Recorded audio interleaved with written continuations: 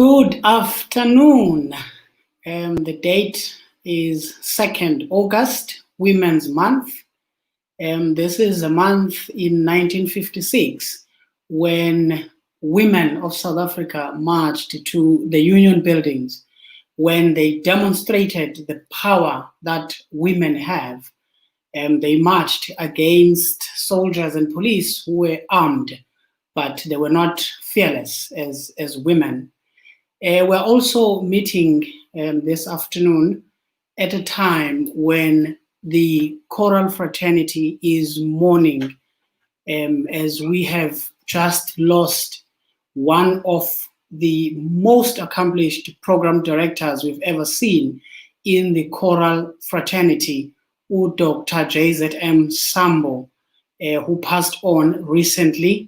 We wish to send a sincere word of condolences to his family and to the entire music fraternity. We thank him for his contribution. We know that people like Pat Komafani, who is also a great MC, was groomed by this man when they worked together with National Choir Festival. Also, we are mourning, among other many people that we've lost, a young life of Kagiso Buroko, Ote wasishiya naye tragically recently. Yesterday, the Choral Meg hosted a memorial for Kagiso, and thanks to Choral Meg for letting us into his life and allowing us to celebrate this talented young man who just departed from this earth. And his passing actually says a lot to all of us. It reminds us that during this difficult time, when the world is facing a coronavirus, people are not only dying because of the virus, but the devastation that is caused by the virus. People are not, others are not infected yet, but they are affected because they've lost jobs. More especially artists like Kagiso, who have been without work since the lockdown. And unfortunately, this lockdown happened right at the beginning of the year. We were in third month in March. So most people would always get a lot of work when we are somewhere round about this time. There's a lot of work. There are competitions, there are productions that are happening, more especially from April, May, and that is the time when the lockdown was enforced. So people are really struggling there. Everybody, not just artists, everyone. Those that used to have extra jobs just to supplement whatever income they were getting, they're not getting that kind of income now. So we just need to look out for each other. Just send an SMS, ask how a person is. That phone call, a WhatsApp text, an inbox on Facebook, just to check how people are doing. I'm sure we can save a lot of lives. Of course, when you have something to contribute to someone else, do contribute. Find a way to reach out and give hope. And it is against that background that some weeks, I think it's about 13 weeks ago, when I started with these conversations, of which I was motivated firstly by the fact that the choral fraternity was going to be locked down because we depend on having events in order for us to be active. There must be events, and we must stage concerts in order for choirs to be active, and for singers to sing, there must be productions. So I thought, if there's this void, because we didn't know how long this lockdown will take, so to fill that void with positive messages and positive discussions, I started these conversations, the choralist conversations. I've had guests from the first week, it was Mondem Dingi, up until the last one, which was done by Utembela Vogwana. And today we're having another guest. So that was the motivation behind the start of this program, the Choralist Conversations with Sibusiso Njeza. Also, I wanted to bring about a platform that will challenge all of us into thinking beyond what we are comfortable with, just to see where else can we take this genre instead of, continuing to repeat what we have been doing and just doing it over and over and over without trying out new things. So that was another reason. And over and above that, I then asked one of my family members, Umawande, to kindly assist me. He is the one that is doing all the background work, the technical work there. This is the guy you're seeing on your picture right now. That is Mawande Njeza. He's my brother. You never hear him speak. He only does this background work. So thank you very much to him and his skills on the text there, because I'm not that proficient when it comes to technology, but I just love using it. So thank you very much, Warren, for always being there when I need you. People have been giving me feedback, which I'm very appreciative of, that these conversations are adding value to the choral music in particular and to the arts in general. And they are very appreciative of the guests that have been part of the show, who have been generous in terms of offering information. Of course, challenges are always there, more especially when it comes to the technical side of things. We always experience, especially at the beginning, we're experiencing network challenges because I was using a very weak Wi-Fi router until recently when I approached Old Mutual. You may have seen in that short clip at the beginning that there was a logo from Old Mutual. Old Mutual is now a technical sponsor of this show. So there's a lot that you're going to see changing in terms of the artworks that you see in the program and other things, branding, and perhaps the network strength is going to improve from what it was before. Already we are broadcasting from a different software than the one we were using before. We will still use the one we were using before, but we will then also use this one. And this is from the support that we are getting from Old Mutual. Thank you so much to the sponsorship manager there, Ubandile Ngoma, who actually answered when I made a call and convinced them that this is a worthy cause for them to support. Thank you so much. So this afternoon, it's the morning from where she is. I am joined by a very good soprano, Bronwen Forbay, who was born in Durban, here in South Africa.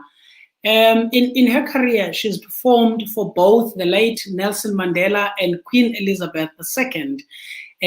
Her opera roles, the principal roles that she has done, include highly acclaimed performances of Horatia, Queen of Trace, in the American premiere of Telemann's Orpheus. She's done Mozart's Queen of the Night in the Magic Flute. She's done Lucia in Lucia de Lammermoor. She's done Violetta. I know one of her productions of La Traviata by Verdi was with the Gauteng Opera. And she's also done the role of Amarillo in the opera. In Amarillo's opera, She Never Lost a Passenger, the story of Harriet Tubman and the Underground Railroad. She's also done the role of Adina in Donizetti's L'Elisir d'Amour. She is a seasoned performer with a vast concert repertoire of different styles.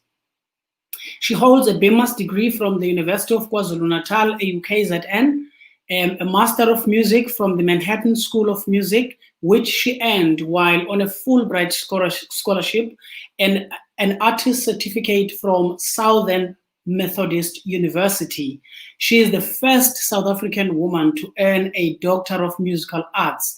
DMA in vocal performance, which she obtained from the University of Cincinnati College Conservatory of Music, with a cognate in opera stage directing.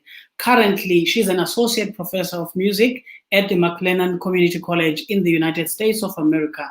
Ladies and gentlemen, I am joined by Dr. Bronwen Forbay. Good morning to you. Good morning, Sibusiso. I'm so delighted to see you this morning and to chat with you. Thank you for having me on your show. Thank you so much for being to be here. Thank you so much. It's the morning where you are, and it's the afternoon where I am. So here at home, it's afternoon. We've just finished lunch. It's at 3 o'clock. Is it 8 o'clock, ne? Yeah, it's 8:12. Yeah.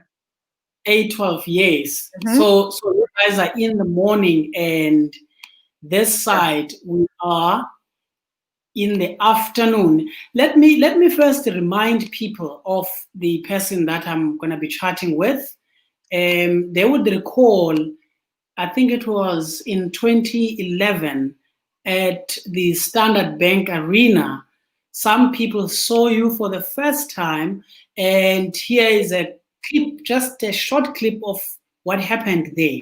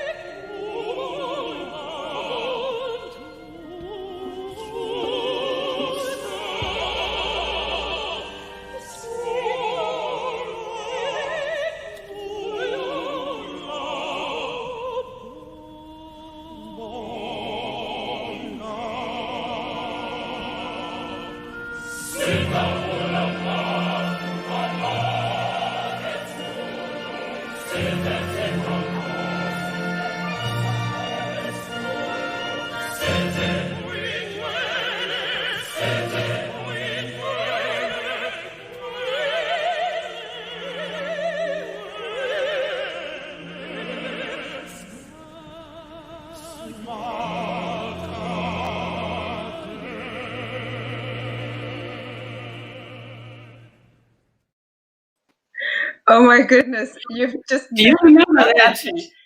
I do, and I want to give a special shout out, if I may, to SA Singers, my wonderful friends at SA Singers, whom I enjoyed singing with so much over the years. That particular performance has such special memories for me, and I want to thank you for finding the footage and for playing it. Thank you, Sibusiso. Yes. That's so sweet. I wanted to ask you, how was that experience? Because no one was expecting you. Well, I had such a wonderful time because I'd worked with the SA Singers before, and I love Nomia's music. And of course, I worked with Pelelani at UKZN when I was on faculty there during my Fulbright 2-year homestay. And I loved his music, and I so enjoyed the opportunity to perform that with such a wonderful choir and conductor. So, oh my gosh, you made me really happy today. Thank you. Yeah, that was a brilliant performance. That was really a brilliant performance. We'll talk more about that work a little later, because I know you did Ingayizivele Yeah, I did. In Kreisibele, Africa, yes, at the players, yeah. You did that. That was beautiful. But let's take it back to KZN. Where exactly in KZN were you born? Okay, so I was born at Addington Hospital in Durban, and I grew up in Wentworth in Durban. And it was, of course, during apartheid. And so I didn't have an opportunity to study music. I couldn't read music until I got to UKZN. So yeah, that was how my story started. Wow, I always have this one favorite question that I ask from all my guests. You were born in Durban. You grew up in Wentworth in KZN. I always want to know, how did that experience shape your passion in music, and how did it shape you as a person? Because I believe you can't be a successful artist without good upbringing from the place where you were born and the community as well. So how was that experience for you? That's a wonderful question, Sibusiso. You know, Wentworth is a colored township in Durban. And I grew up singing in church. My whole family sang in church, and I had wonderful support from the community. There was only one other opera singer in Wentworth that I knew of, someone who had studied classical music. So I didn't have too many role models around. The radio was important in those days before it did everything that's YouTube. And I remember hearing Kiri Tekanawa on the radio, and I thought she was amazing. And then I realized she looked a bit like me. You know, she's also of mixed heritage. And so I thought, I really like that. You know, that's really interesting. Maybe I can do that. And my family was very supportive. My parents, my aunts, my uncles, the whole community. Like when I started singing professionally, so many people from Wentworth started going to concerts at the wow. And or at least they really supported the concerts I was in, apart from other folks, of course. But I miss Wentworth a lot. I miss the sense of community. When you shout over the wall and you say, "Hi, can I borrow some sugar?" and people give you a cup. Like I miss that a lot. But I found that it's a very vibrant, when I was growing up there, a very vibrant community that loved music. And we were not well educated in music, but we loved to sing. And of course, singing in choirs was very important because, that's what we did. But I could not read music. I read solfege, like so many of my friends, That's how we do it, because you didn't always have a piano.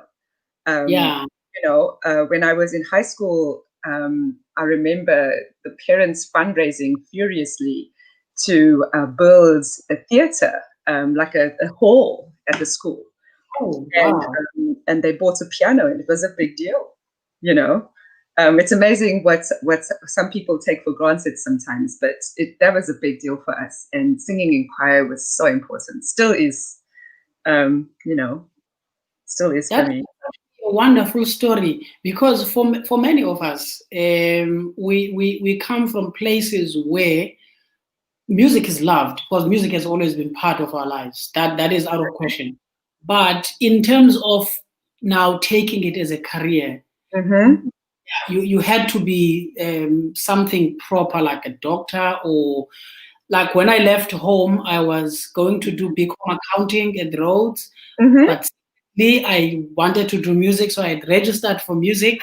So people knew when I was already doing first year in music. But for you, it was different. I wonder what. Sorry, I didn't mean to interrupt you. How did they come to realizing that music could be a career? Okay, so when I said my family supported and encouraged me, realize also that we grew up in a colored community, so they couldn't, like, going to university wasn't an easy thing. My parents were not wealthy. They worked hard, but I also had to apply for scholarships. So I had some family members that were very supportive, and then I had other family members that were concerned, and I understand why, about this being a real career, right?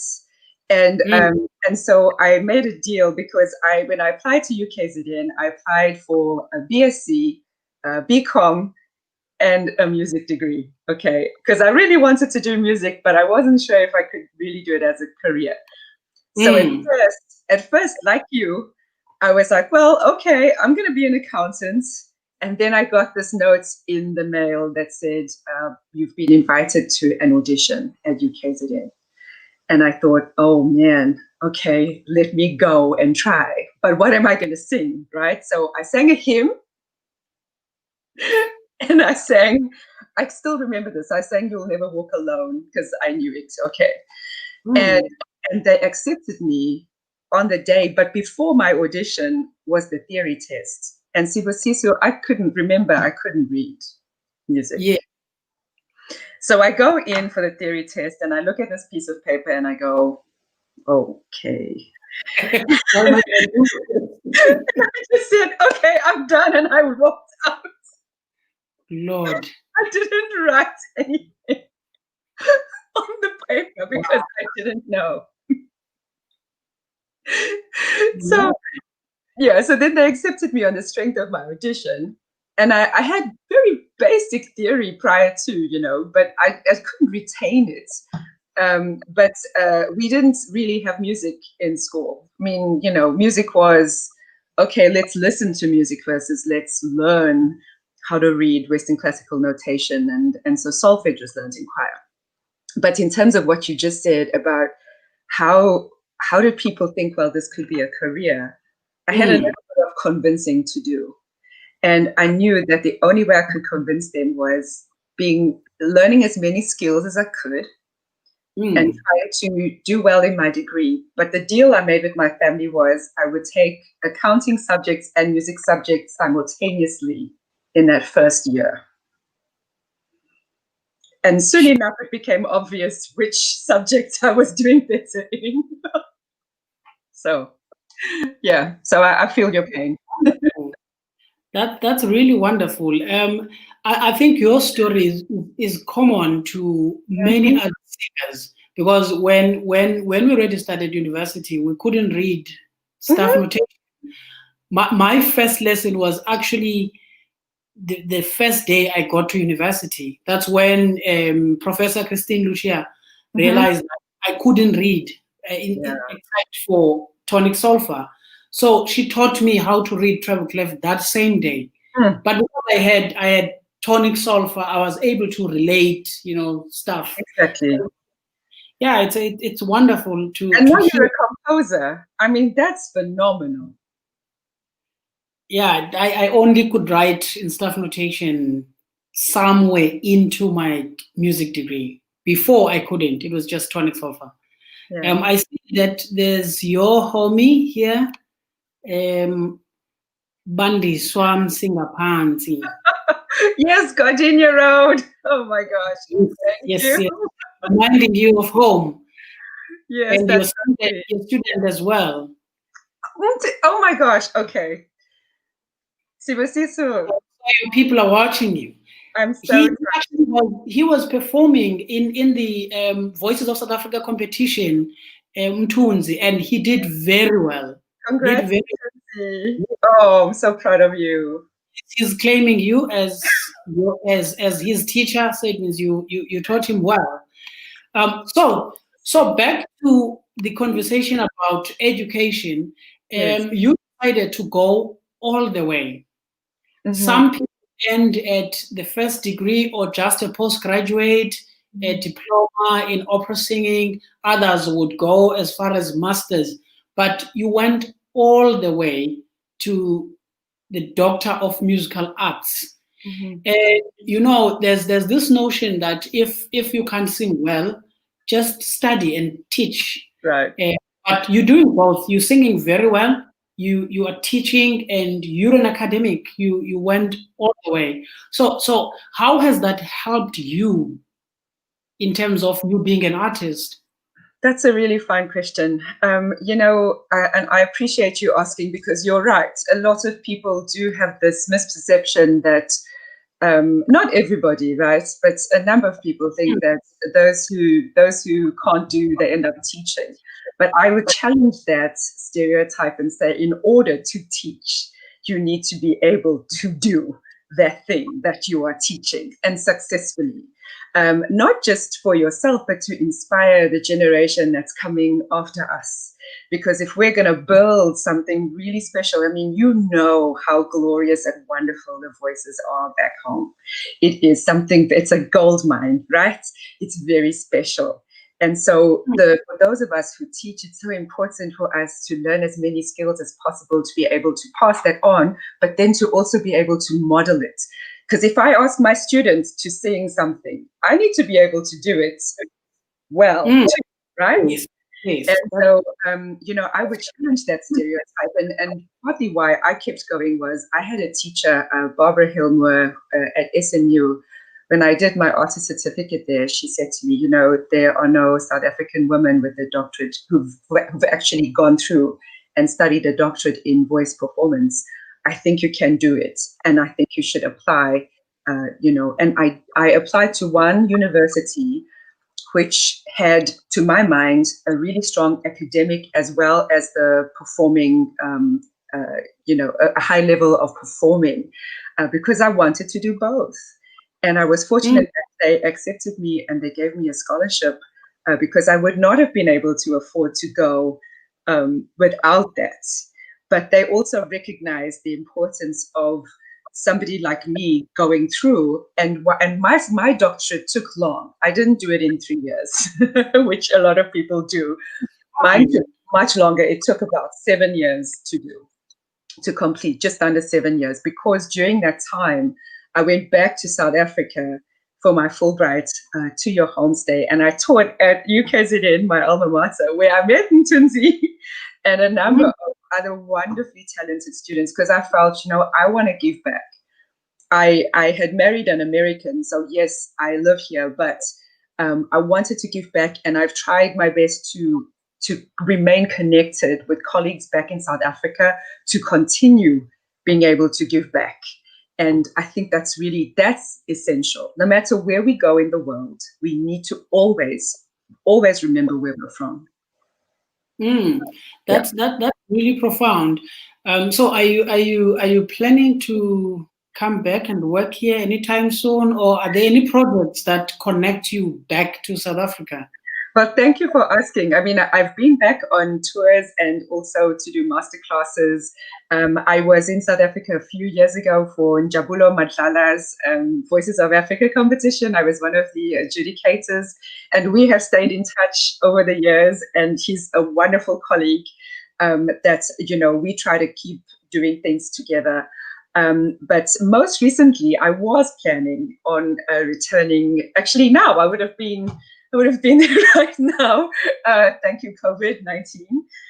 But I was planning with Lionel Mkwanaz who's professor at UKZN, one of my former colleagues from my time when I was on faculty there, to do a program on how to sing well in English for the students that attend UKZN. Because here in the United States, at the college I work at, I teach, applied voice, classical, musical theatre, mostly classical, but then also I teach lyric diction pronunciation in Italian, German, French, and English, with British pronunciation and also American pronunciation.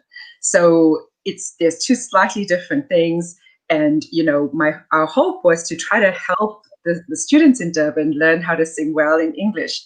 And of course, unfortunately, we are not able to do that this year. My hope is that we can at some point do it.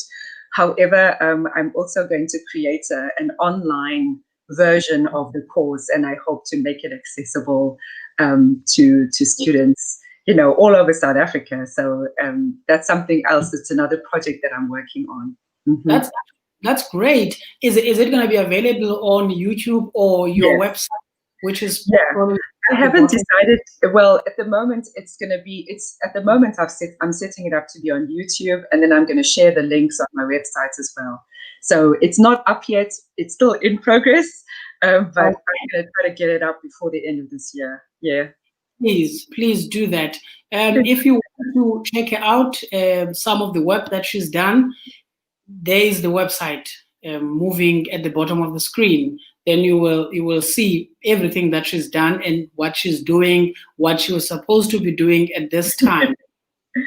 Now that you've mentioned that you teach languages, when people think about studying music, opera in particular, young students don't think about languages. Even with theory, they get surprised when they get there that, oh, there's lyric, there's stagecraft, there's. Exactly. So the importance of learning languages and any tips that you can give to young singers, because others don't have teachers, as you know, in South Africa. Sure. That's a wonderful question, Sibusiso, and something that's actually more important than people think. As I said, we are very blessed in South Africa because we've got a gold mine of wonderful voices. Now, once you have a beautiful voice, remember, guys, it's a given. People expect that you're going to have a beautiful voice. So therefore, that's not the thing that makes you exceptional. What makes you exceptional and takes you to the next level is the stagecraft skills, the pronunciation skills for the language that you are singing in, as well as your interpretation and understanding and communication of the emotion and your knowledge of what exactly is going on in this aria, what is happening in this song, what is special about the style of music. If it's a Baroque aria, you've got to add those ornaments and you've got to work on creating the right kind of ornaments that fit the harmony.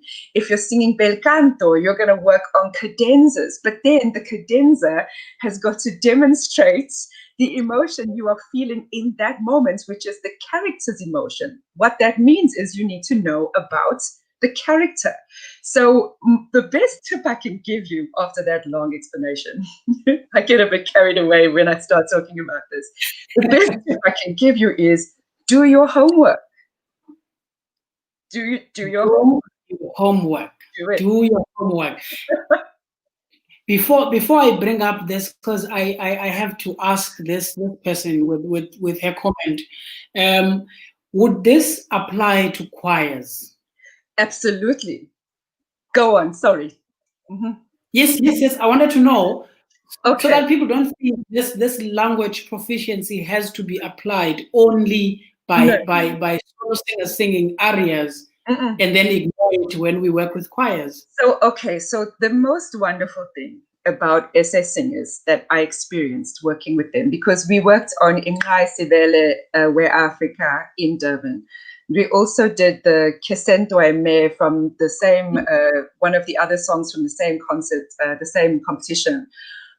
What was so wonderful about them was they knew the story of what was happening in that choral excerpt, that operatic chorus excerpt. They knew the story, they knew what the emotion was that we were trying to convey, and they worked on their pronunciation. And by the way, for Njeza Where Africa, they helped me with my pronunciation, because I said to them, guys, I don't speak Zulu. I need your help. Do you know, they were patient with me also, because I know a couple words in Zulu. I know how to pronounce it mostly, but they helped me get my accent right for that work. And so it was a sharing of information, but making sure that I knew what I was singing about. And when we were singing in Italian, I was like, okay, let's do it. And they said, well, this is happening in the scene. Yeah, okay. And so I said, yeah, and this is what I feel my character is doing and how my character feels. So let's show it. And we tried to do that. And they won that contest. I remember that so well. It was amazing. Yes, they did. Yes, they did.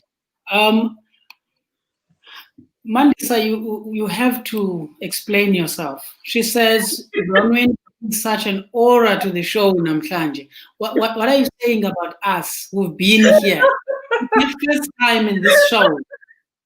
When are you going to be banned here? Want to explain yourself. You can't be saying this about us. We've been here. This is the 13th week. That's amazing. Not Hi, Bo. Icona. We don't one says. Oh, Tembela. Hi, Tembela. It's good to see you. TV, there's a question you were asking before. Let me find that. I'm not sure what is he referring to here. Any chance to do it again? I know when he posted this question, you were still speaking about your journey through the doctorate and so I'm not sure which one he's referring to. Please explain, Mr. Vokwana. So you're a lecturer. In a faculty, you teach voice, you teach these languages. I always ask this question when I have singers, professional singers, or teachers. I am personally worried about the curriculum, even though I don't understand it because I'm not teaching in a faculty. Sure. I want to know whether the curriculum that is being taught, it might be different from where you are to South Africa, but surely you know. Yes. Is it directed at producing a singer that sings very well, who can be put on any stage in the world and perform? Is it only that? Or it also creates a well-rounded performer who knows even the business of the art form? Because this is where people make a living. Otherwise, people are complaining that my agent or my manager or the company that is representing me is taking all the money. So are they being prepared in the faculty where they learn? Right. So you know, for the most part, curriculum is very similar in South Africa as well as here. So he was referring to a student who says she missed her audition at Vets. Oh, yeah. Okay. Sorry about that. Nope, not at all. It's okay. There's one of my students who said that kind of made me emotional because I remember applying to do music at Vets. I know she's one of my students at UWC currently not studying music. So I was asking her. You know, said, do it again. Sure. I mean, look, ultimately, what is the point of going to study further, right? You want to have a good education that helps you provide for your family, something that gives you joy in what you do. I think we can all agree on that, right? But here's the issue, is that you're correct. The music curriculum, both here as well as back in South Africa, and it has been a while since I've taught in South Africa, but I can't imagine the curriculum has changed a whole lot. The subjects that you should be studying include applied voice, which is, you know, singing, where you're learning repertoire. You should be taking some kind of drama class, you know, drama and movement studies, so that you learn how to move on stage and become comfortable in your body. You should be taking diction classes, and I'm not necessarily speaking about conversational language classes where you learn verbs, and that would be great if you could, but I also am aware that back in South Africa, a number of European language studies courses have been done away with. So I would still challenge people to try to take conversational Italian, German, French, English if they can, if English is their second language, but then also to take the class in how to sing in those languages, because it changes ever so slightly than how you speak, okay?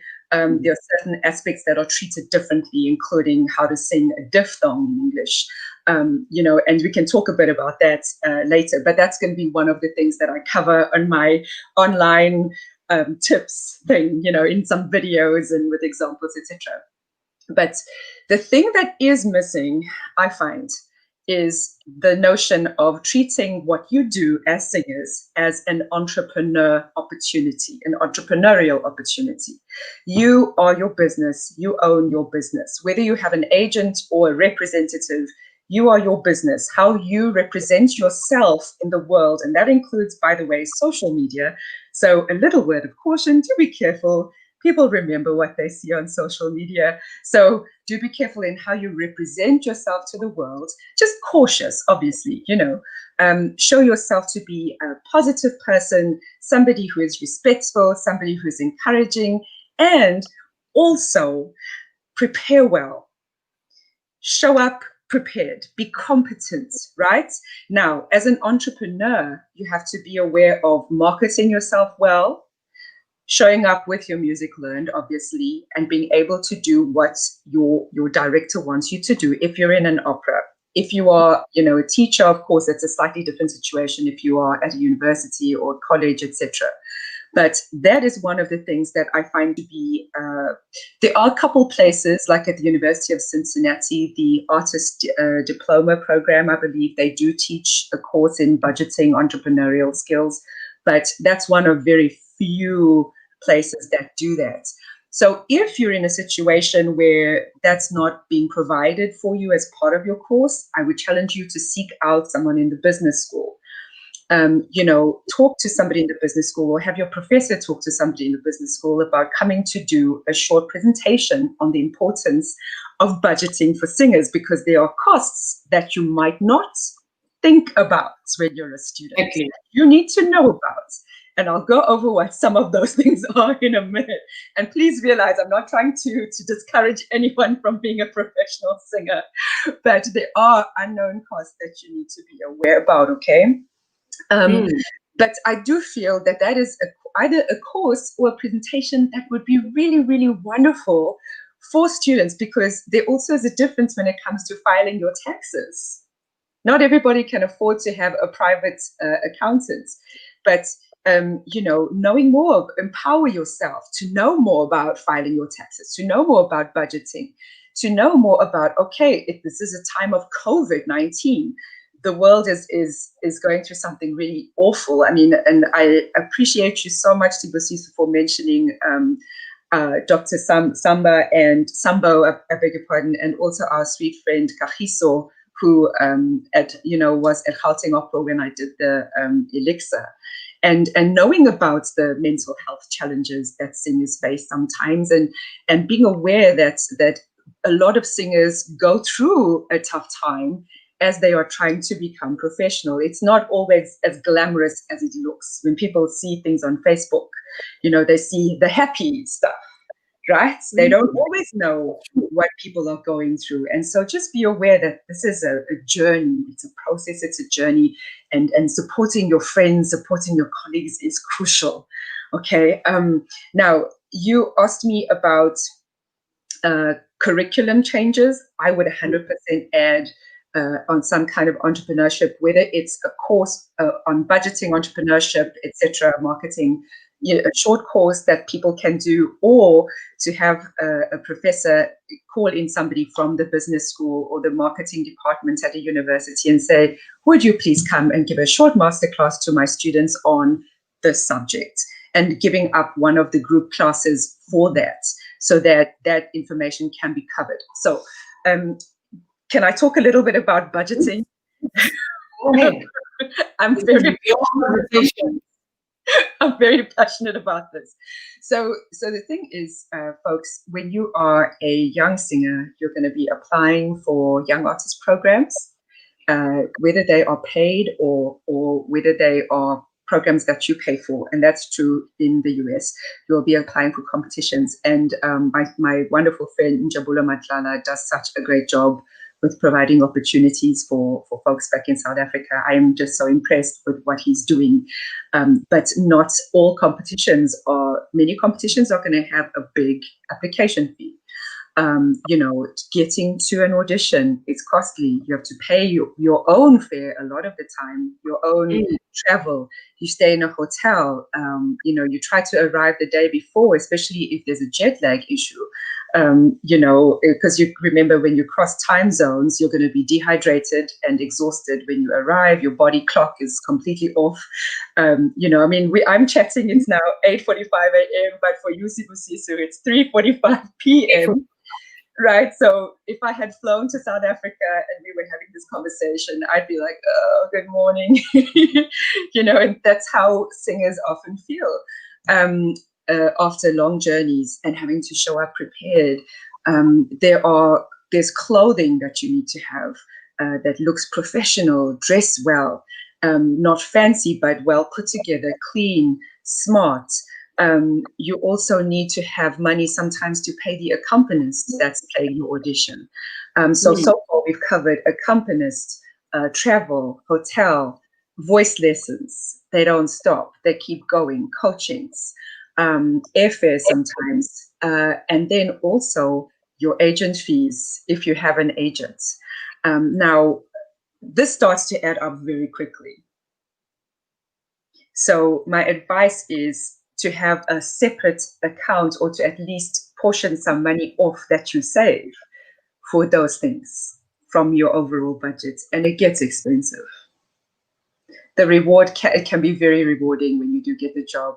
But also I want to encourage people to know that if you don't get a job, that's not a failure. It is an opportunity for you to do better the next time. Maybe they were looking for something else, and that's okay. You know, this comes with a lot of rejection, but it also comes with the most wonderful music making opportunities with your friends, and a chance to be part of something bigger than what you are. So that's true. You know. So before we continue, another homie of yours. Hey, Raphael! Oh my gosh! Oh, he's so great. Yes. And on the topic we are busy with, Siamthemba Jika says Stellenbosch University does offer in music as a one-year diploma. Guys, if you are at Stellenbosch, do it. Do it. Thank you. I'm glad to know that. I did not know that about Stellenbosch. I'm so happy. But please don't think, oh, I've got a beautiful voice, I don't need to. Please do it. Of course. People, in fact, we need to influence other music schools, music departments around the country to include business. Yes. Either a business management course or entrepreneurship, like you were saying. This would be great, because if you ask me, you know, this COVID-19 lockdown, actually, besides being devastating and frustrating and all, but it also exposed a lot of inefficiencies. Not because we were so bad before. It was because of inefficiency at times in thinking about the future. Like now, when the lockdown happened, some people did not know themselves away from whatever they were doing. If I'm a teacher by profession, I always wake up in the morning, go teach, or I'm a singer, I go sing, I get the applause. Now that all of that is quiet, I don't know who I am. You see, and this is why people need to go beyond just studying music. And there's something that you mentioned when you spoke about the devastation caused by COVID-19, the mental health. I think that's another niche that people who love music can actually get into, so that we have those kind of skills within the fraternity. Absolutely. You know, some people who understand the mind of a singer, of an artist, and be able to offer that professional help, because really people are suffering now, but we don't know where to send people, even though there are places, but we're not used to it. So what do you think? You know, I think, guys, you know how you take care of your physical health, your mental health needs to be the same. You need to treat it's a holistic thing. You need to treat your body and your mind in the same way. You need to strengthen, develop the mental stamina to live well and to support your colleagues, to support your friends. Like what you were saying, Sibusiso, is so wonderful and so crucial. You're having a tough day, you send a message to your friend. Even just reaching out to somebody or checking in on them can make such a difference. Be kind to each other. Be sincere in your interactions. You don't have to take on all of what the other person is dealing with. And you may not know, right? But sometimes even one kind word, like, hey, I was thinking about you, can just lift somebody's day. And also the other thing I would challenge people so the mental health is important. You know, if you are not sure where to start, read some books. There are so many beautiful lists online. If you're a religious person, read the Bible. If you are, into spiritual things, I enjoy so much. Like on Facebook, sometimes there are so many negative things, and I enjoy so much. Okay, one of the first things I do every day is I go through my daily Bible reading and I share one of my Bible messages on either Facebook or Instagram. Or I like Mindful Christianity Today is another website I share from that page because it has positive messages. Or Tiny Buddha is another one. I mean, I'm not a Buddhist, but I love the messages that encourage people, when you're tired, rest, but don't give up. When you're tired, sleep, take care of your body and your mind, but don't give up. We've got to share those messages with each other. And COVID-19 has been devastating to the arts in the United States as well as in South Africa. I'm fully aware. And I think those who still have jobs need to still help support those who are without work. And those who are without work, guys, I feel for you. I really do. But please reach out to somebody when you are having a tough day. I'm just imploring you, don't give up, because this is going to end. It might not be as quickly as we want it to, but just like the Spanish flu of 2018 to 2020-ish, 1918, sorry, to 1920-ish, it's going to go, it will end. And we've got to be stronger when we come out of this. So we can only be stronger together. And so the other thing, I've been watching and reading a lot about the science and how the science is changing daily, and this business of aerosols versus droplet transmission. And the most recent the most recent webinar of research that was published by the University of Cincinnati, which is my alma mater, mentioned the importance of being aware of what the difference between aerosol and a droplet and the different strategies we can use to still make art, to still make music within this COVID-19 environment. And one of the important things is making music outside, right? Where there's good ventilation and airflow. Wonderful outdoor concerts. Okay, so right, with physical distancing, so I don't like the term social distancing. I prefer physical distancing because I think we still need to be socially connected. And in many ways, this has been an opportunity because now we are able to use the new technology to stay connected with each other. So outdoor concerts, if people are not putting on outdoor concerts for you guys, be encouraged. Stronger together. Get together with your friends. Go outside. Invite people.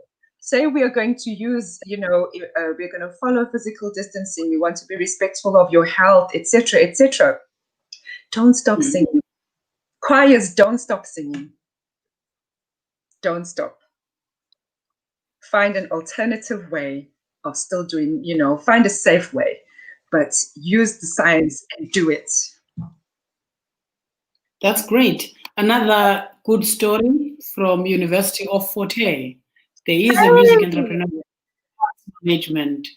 Yes, you have to get more and more. So does that mean that you can choose to do it or choose not to do it if it's an elective, right?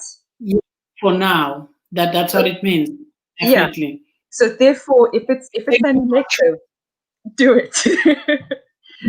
People must choose to do it. Choose to do it. Yeah, because it's gonna help. It is going to help them. Definitely. So let's see if there are any questions. Those that are watching us on YouTube or Facebook, if you have a question for her, ask her. She's here as we are winding down the conversation. I mean, it's almost an hour already. Can you believe it? Wow. It's just been so much fun chatting with you already, Sibusiso. I mean, I'm so proud of you and appreciative of the fact that you started these conversations and that you're trying to be encouraging, that you are encouraging, and just putting out that positivity is so important, especially now. And I sincerely thank you. Thank you so much. I'm sure by the end of this year, I will be like a professor because of the everyone that I sit with in this conversation, they've got a lot of wonderful things to say, and I'm learning all of that. Let's drink some water for a few seconds, because there's something I want to bring up again about curriculum, because I think this is important. That's one of the most important ways we can advance change. I'm very passionate about change. My thesis was on change management. When I decided to dump music, I know Tembela, I was not his favorite when I decided to do an MBA instead of a Master of Music, of which I'm going back there now. Oh. Now that I've seen what I wanted to see, that these two worlds can be merged, yes, business and then I'm going back there. So Tembela, we're good. So here it goes.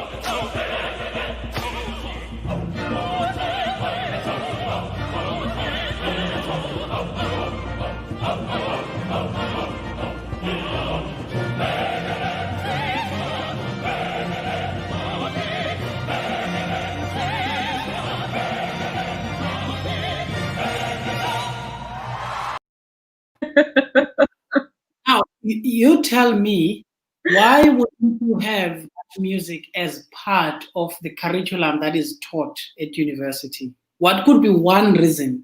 Just one. Say that one more time. Now I'm asking, what could be that one reason as to why that kind of music is not part of the curriculum at university? Why? One reason. You know, just one reason. That's because I believe it should be part of the curriculum, because it's good music. It reflects on who we are. Listen to those rhythms and how the orchestra has been pulled out of their comfort zone into Africa. Well, here's the thing.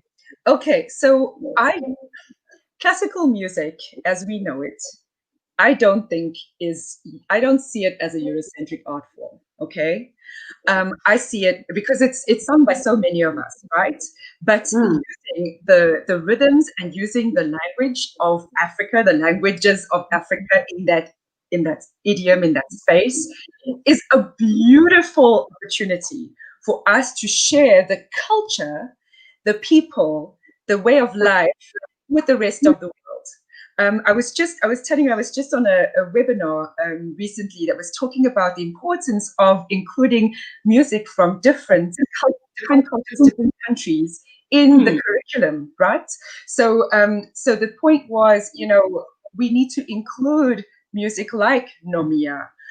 We need to include spirituals. We can include song cycles by people like Sibusiso Njeza. We can include song cycles by people like Bongani Ndodana Brian, because this is good music. And then in the learning of it, the students have an opportunity to learn more about the place, the people, the cultures, and in that way help build tolerance for others, help build compassion and empathy. You invest a lot of time when you sing, if one is from Africa, right?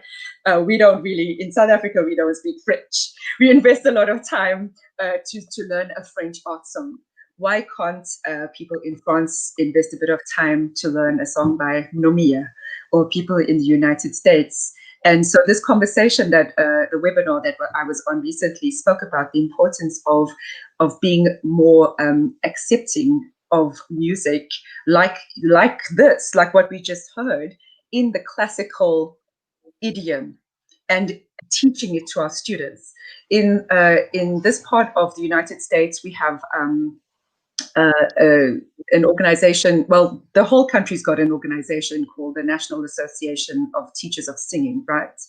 And it's known by, it's shortened to say NATS for short, otherwise it's the National Association of Teachers of Singing. That's long. It's quite a long title, but it's a wonderful organization because they've got this contest every year. There was a composer, an African-American composer named Hall Johnson, and the contest is for students of all races, to learn this composer's spirituals and to perform them in a competition. And when you ask me what is the reason why this music is not performed, I think part of it, and I I'm sure there are many different reasons. I think part of it is that people are not as familiar necessarily with it. But also I think that we've got to broaden our understanding of what music needs to be learned and taught. That's my humble opinion. But also I think that people need to know that it's okay to learn music. Sometimes there are stereotypes associated. So for example, I have, when it comes to this Hall Johnson competition, I had a couple of students. I didn't only assign the spirituals to my African-American and Black students. I assigned them to my white students as well. And I had a couple white students who were at first a little uncomfortable. They said, is it okay for me to sing a spiritual? And I said, yes, because I wanted them to have the opportunity to learn more about the history of the spiritual, why the spiritual was written, because more often than not, they were protest songs, right? Yes. To learn about the composer, to see the rhythms, which have a very strong African, just like what we were listening to, that gorgeous choral piece by Nomia. But when they finished learning the spiritual, they had a better understanding of African American history. They had improved their musicianship skills because the rhythms were hard, syncopation, etc. So, but the thing is that, without that contest, I don't know how many people would have been as comfortable. Do you see what I'm getting at?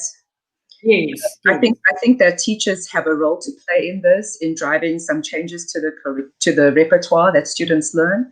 I also think that having things like contests, like the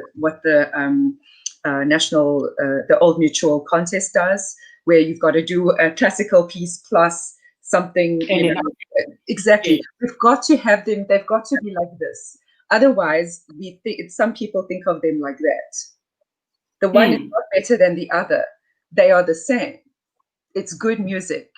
And in learning it, the students are empowered and they become more empathetic and tolerant citizens, I think. So that's something that I push my students. I'm like, okay, you might have this preconception of a stereotype about the spiritual. Guess what? We're going to be working on it today. Isn't it exciting? And usually they come to enjoy it, and they're like, gosh, I didn't realize that wading in the water meant this, about the slaves trying to get to freedom, or like they'll go, oh my gosh, I didn't realize, so that understanding is so important. But yeah, that's my short, long version on it. Lubabalo Mkhwetyana says, I'm a choral singer, didn't do music as a career because music was never part of career exhibition package then. I think this program will assist people in realizing that with a spiritual gift, which is a voice in this case, a person can achieve even higher objectives than those he or she has set. Thank you so much, Mr. Mkhwetyana, for that comment. We're almost out of time. 5 minutes. 5 minutes. This one last question. One last question, then I'll check if there's any other question that people want to ask you. Okay. You know that as a country, we breed a lot of singers. We produce these singers, they live, sing abroad, others are all over the country. But the opportunities are not created in the same speed. And I'll mention one premier opera company that we have in the continent, for instance, is the Cape Town Opera. Other opera companies that come, they struggle financially, and then others would even close down. In the case of Gauteng Opera, when people actually tried to save it, there were donations made, but that was not enough. So if you were to advise maybe the Ministry of Arts and Culture on how to assist rebuild, what could be the strategy to rebuild? I know there's State Theatre in Gauteng, in Pretoria. There's Playhouse in Durban. There's an Opera House in Port Elizabeth. There's Guild Theatre in East London. There's also a theatre in Free State. But there's not much that is happening there. How do we get out of this? You know, that's something that has been on my heart for a long time. Because I know that there are very pressing needs, such as providing people with food and water, electricity, etc. I get that that's really, really important. But I'm going to challenge, respectfully, I'm going to challenge the Department of Arts and Culture in South Africa, and I'm going to challenge all the wonderful musicians in South Africa. Because I sit on the board of an organization here in Waco. It's a local arts organization called Creative Waco, okay? And they work a lot with the city. They work a lot with providing opportunities for artists, including musicians, painters, etc. It's a whole wide range of things. In South Africa, we have been blessed with wonderful infrastructure through those theaters that you just mentioned, Sibusiso. Now, many of those theaters have been maintained.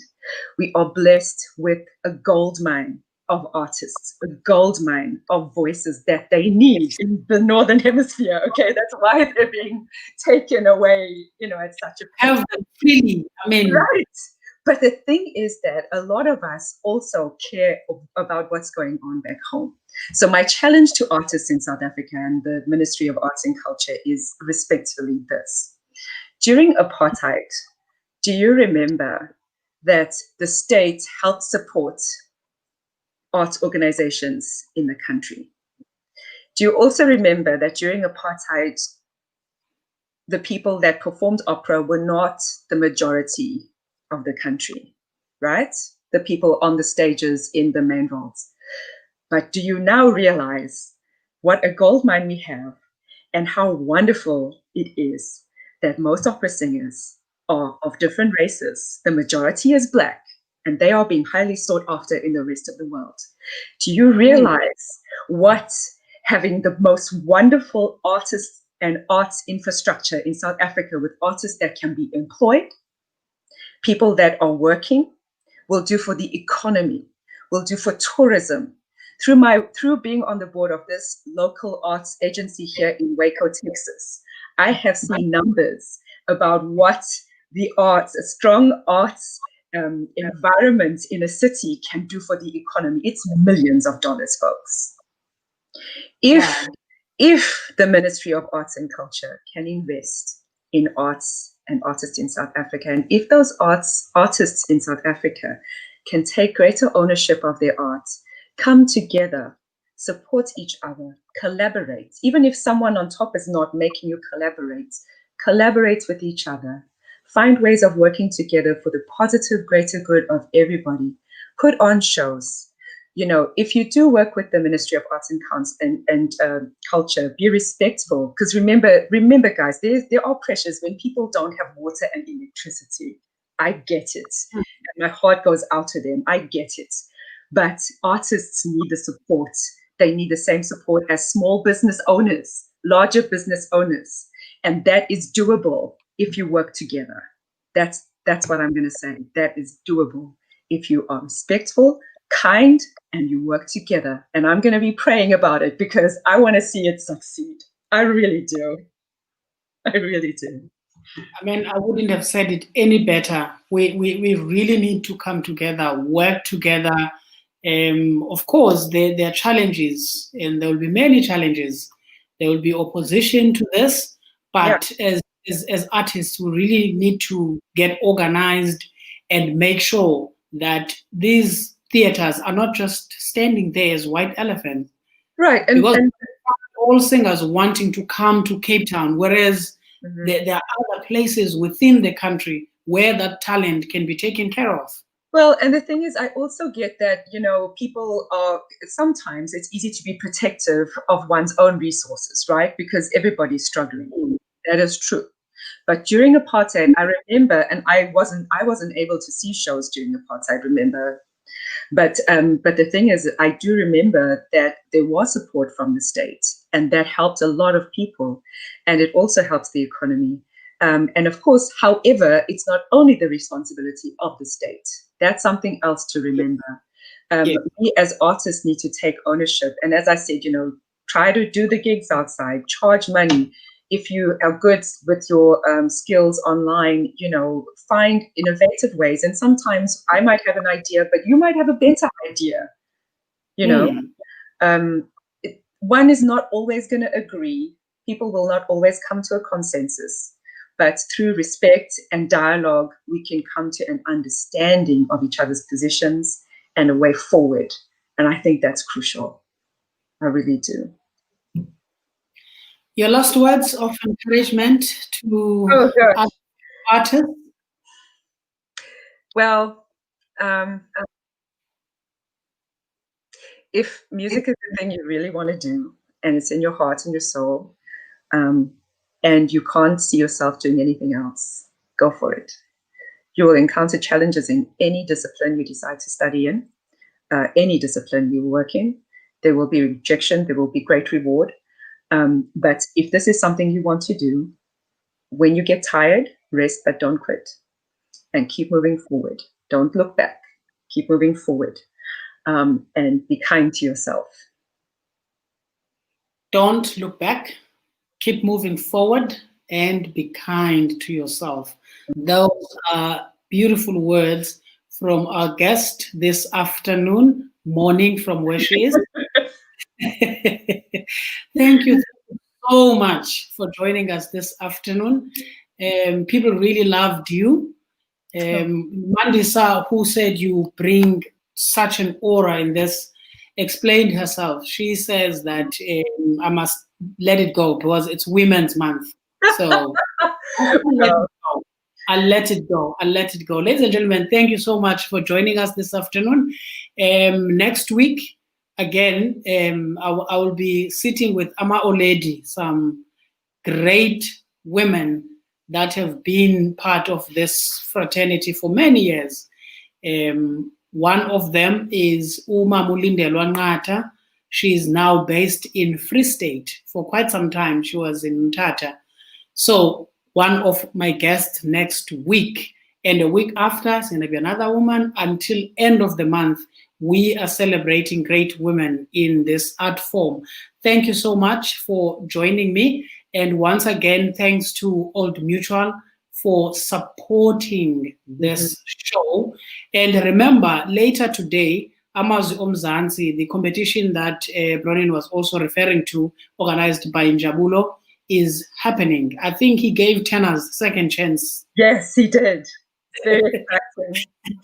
I wonder why people are always picking on tenors. Leave me out of it. I'm not going to talk about it. But people are always picking on tenors. So we're going to hear some high notes this evening from Amazwi Omzansi. Ladies and gentlemen, good afternoon.